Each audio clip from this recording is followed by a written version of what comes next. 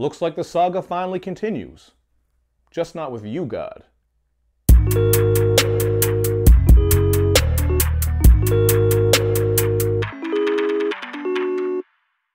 What's up, everybody? It's Luke James, not the singer. If you're looking to get your music reviewed, you can hit up this email. That's right here. But today, I'm going to hit you up with my thoughts and opinions on this latest album from the Wu-Tang Clan called The Saga Continues. The Wu-Tang Clan, of course, is a legendary hip-hop collective putting in work out of Staten Island, and they've been going hard since the early 90s, so I don't even think I need to give you much of an introduction as to who they are. However, I do got to bring up that they have dropped some classics in the past, including Enter the Wu-Tang, 36 Chambers, and of course, the solo releases have been dope as well throughout the years. But their last album, A Better Tomorrow, really wasn't met with the best critical reception. A lot of people weren't a big fan of that one, including myself, so feel free to check out my old review on that shit. And even some of the members didn't seem to be overly happy with how the project came together. I remember there was a little tiff between Raekwon and Gza because Raekwon wasn't a fan of the production and everything that Gza was doing. Even U-God, I think, has had some issues here, which is why he's not on this particular album. There was also all that bullshit with Martin Shkreli, but I don't even want to get into all that because we're here to talk about this album, so let's jump right into it. And one of the first things I want to make clear is that this is definitely better than A Better Tomorrow.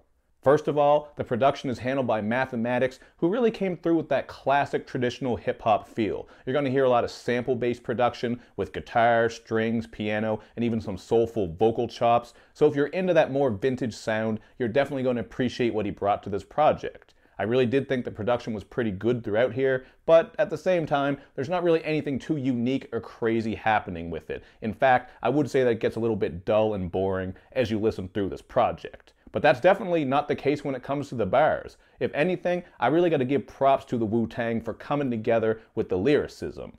Lesson Learned shows that Inspector Deck still has that surgical flow as Redman carries his weight by coming through with some humorous bars. And then Hugh Hef and Raekwon come through with this really dope track where they're doing storytelling. They're just telling this tale of a dope deal gone wrong. And that song is called Fast and Furious. I think these two tracks are easily some of the best on the project, not only because of the bars, but also because of the production. I really like the piano and string samples on these tracks, so those were two of my favorites. But if I had to pick an MVP here, I easily got to give it to Method Man, because I feel like he really showed up to the occasion and stole the show all over this project.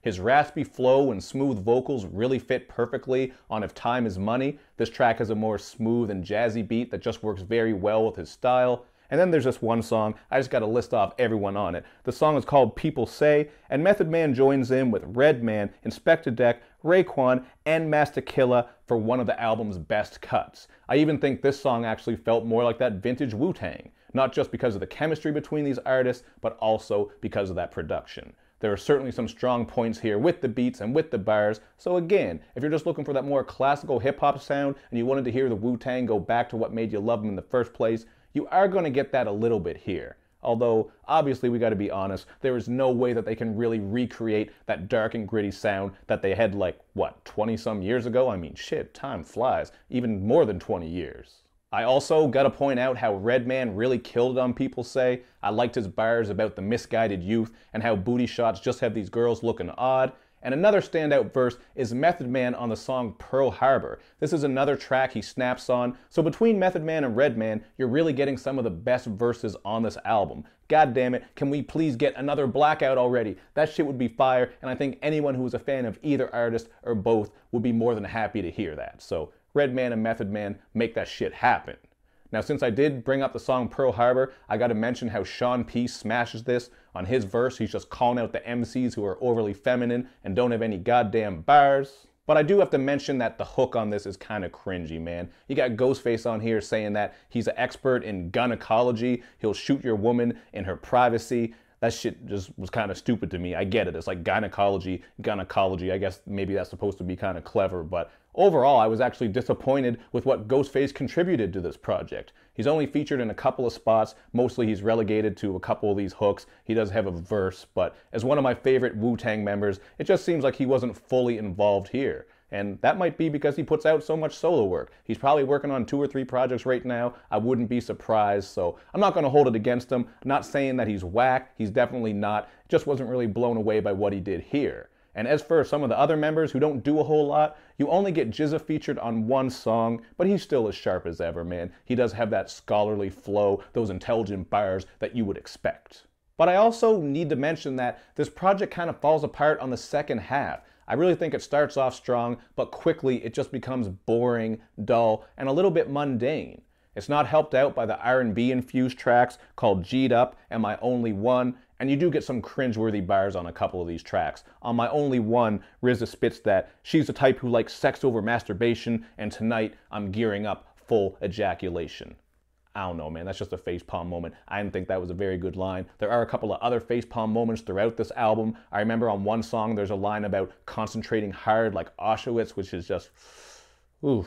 That shit is just brutal. And the other thing I gotta bring up is how I can appreciate some of the social commentary and positive vibes throughout this project, not just in the songs, but within the skits. But at times, it does come across as a little bit forced and clumsy. The perfect example of this is the song Why, where RZA is on here watching a stripper and thinking, gee, I really wonder what her father would think.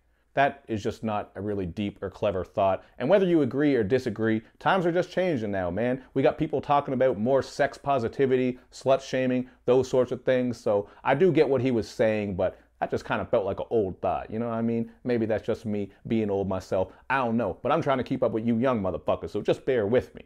Either way, though, I'm going to go with a 3 out of 5 here, because I do think this is pretty good, but it's damn sure not great. You do have some nice production here. Again, it's nothing overly original, crazy, or unique. And the bars on this are pretty solid throughout. That was one of the things that I was happiest with. I just wish there was something here that really stuck out to me, man. I wish they could have recaptured some more of that grimy feel. They do a little bit, but it's really just going to remind you of their glory days. But hey, man, they've been around for so many years. You got to give them props for at least doing better than a better tomorrow. So that's just what I think about this project. You guys can check it out for yourself and then hit me up in the comments section. And of course, like I always say, check out all my sites on social media so that you can show me love and show me lots of it. Thank you for watching, everybody. I will see you next time.